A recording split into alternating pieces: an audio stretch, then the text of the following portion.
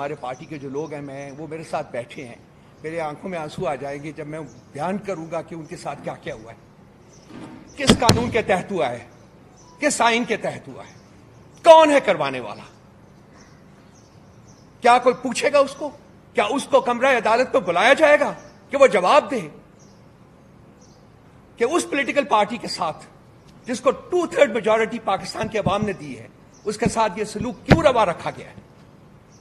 آئین بتایا جائے, قانون بتایا جائے اور وجہ بتائی جائے ہمیں. آج بھی جب ہم یہاں بیٹھے ہیں آپ سے بات کر رہے ہیں,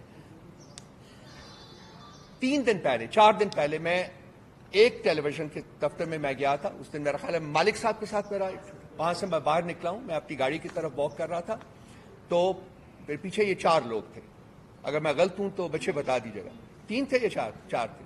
یہ آئے ہیں, انہوں نے بہت ایگریسولی میرے ساتھ ڈیل کیا, مجھے پکڑا ہے, مجھے مکے مارے ہیں, and they virtually pushed me towards my car. میں کسی طریقے سے گاڑی میں, میرے پاس ریموٹ تھا, میں نے کھول کے گاڑی میں بیٹھ گیا ہوں اور میں چلا گیا ہوں. اس وقت میں نے نوٹس نہیں کیا کہ کیا بات ہے کیا نہیں. تو حالانکہ دھمکیاں وہ دے رہے تھے, مجھے گالیاں بھی دے رہے تھے, دھمکیاں دے رہے تھے.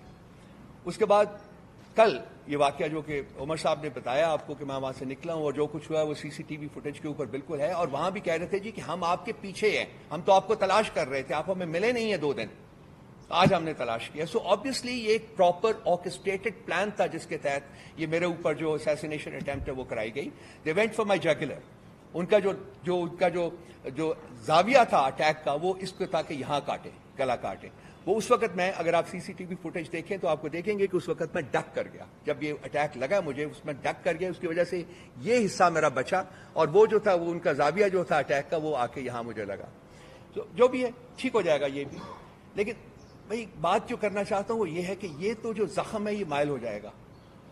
یہ زخم شاید نظر بھی نہ آئے, لیکن جو گھاؤ لگائے ہیں شخص واحد کی ڈکٹیٹرشپ نے اس ملک, اس ریاست کی روح کے اوپر, اس ریاست کے لوگوں کی روح کے اوپر, وہ ایسے زخم ہے. اور انہوں نے کہا تھا, انہوں نے قوم سے کہا تھا کہ جی میں نہ خود جھکوں گا نہ آپ کا سر جھکنے دوں گا.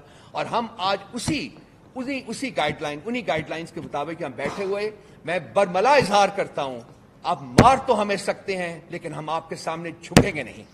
کوئی طریقہ نہیں, کوئی وجہ نہیں, کوئی انسٹرومنٹ نہیں جو ہمیں مجبور کرے گا کہ ہم آپ کے سامنے سر نگو کریں. مار دیں, کوئی بات نہیں ہے. مجھے کہیں کہ کہاں آؤں میں, میرے سینے میں گولی ماری, جہاں چاہتے ہیں ہمارے, مرنے کو تیار ہیں. لیکن ہم اپنی کمٹمنٹ, اپنا جو ہمیں جو سکھایا گیا ہے, جو چیز ہم لے کے چلے ہیں, جس طریقے سے ہم ملک کو آگے لے کے جانا چاہتے ہیں, میں اور سب جو ہماری ٹیم ہے, میں یقین دلائی آپ ان سب سے بات کر کے دیکھ لیجئے گا, کوئی کسی صورت میں سرنگو نہیں کرے گا اپنا, کوئی نہیں جھکے گا, کوئی ظلم اور جبر کے سامنے نہیں جھکے گا, کوئی